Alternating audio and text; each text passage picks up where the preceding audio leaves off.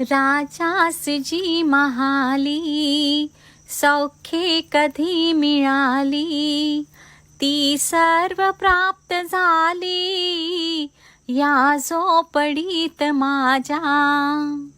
पहारे आणि तिजोऱ्या त्यातून होती चोऱ्या, दारास नाही दोऱ्या या झोपडीत माझ्या. यानी कि राजा को महलों में जो सुख प्राप्त नहीं होता वो इस छोटी सी झोपड़ी में मुझे प्राप्त होता है, क्योंकि इस झोपड़ी में ना ही कभी चोरी होती है, ना ही चोरी का डर होता है, ना ही किसी के आने का भय और ना ही किसी के जाने का भय. अपरिग्रह. जिस प्रकार आग ईंधन से नहीं बुझती, उसी प्रकार कोई भी जीवित प्राणी तीनों दुनिया की सारी दौलत से भी संतुष्ट नहीं होता है. ये प्यास कभी नहीं बुझती. अपरिग्रह यानी कि संचय नहीं करना, संग्रह नहीं करना. और परिग्रह मानो कुएं में रहकर भी प्यासे मरना. संसार को सहजता और प्रसन्नता से भोगने के लिए अपरिग्रह की भावना होना जरूरी है.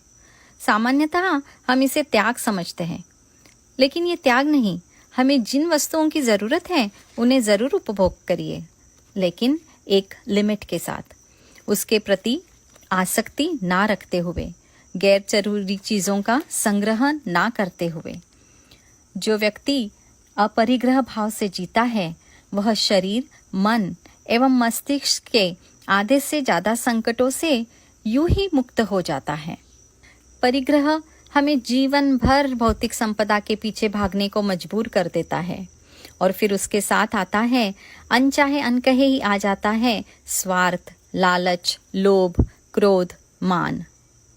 कहते हैं ना कि earth provides enough to satisfy every man's need but not every man's greed. जन्म लिया है आपने एक लंगोटी में और कफन ओढ़ा भी जाएगा एक लंगोटी में, तो फिर ये लालच क्यों? बर्फ की तरह हमारा अतीत भी पानी है और भविष्य भी, फिर किस बात की गर्मी? धन एवं संसाधनों का ये बोझा जितना सिर पर हम ढोते हैं उतना ही इसके नीचे दबते चले जाते हैं. जितना जरूरत है उसे लिया और दूसरों के लिए उपयोगी हो सकता है उसे जाने दिया. क्या आज का यह कोरोना का टाइम हमें यही बात सिखा नहीं रहा है? क्या हमें अपने अस्तित्व की महानता इन जड़ वस्तुओं से करना छोड़ना नहीं चाहिए?